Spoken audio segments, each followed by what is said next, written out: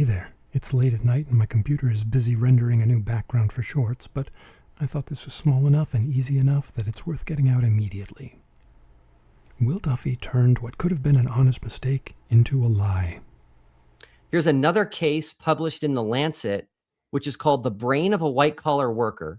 This is a 44-year-old who had mild left leg weakness, and it turns out he's missing, they estimate, between 50 to 75% of his brain.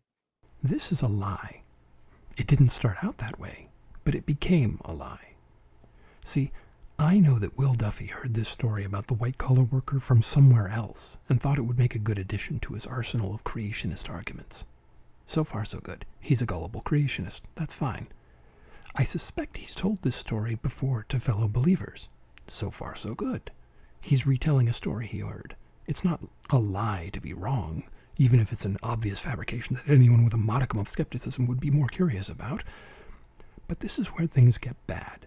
See, Will Duffy was in a discussion with culture cats trying to make a case for the existence of a god, and he wanted to bring scientific receipts. He wanted to add the appearance of credibility to the story. Notice that I didn't say he wanted to check the credibility of the story. That was on purpose. Will Duffy looked up the original source for the brain of a white-collar worker in the Lancet, and he even took a snapshot of it to include in his presentation. But, and I'm being generous here, he didn't read the 180-word abstract to make sure he was going to be conveying accurate information. If he had, he would have noticed that this picture is not described as a picture of missing brain matter.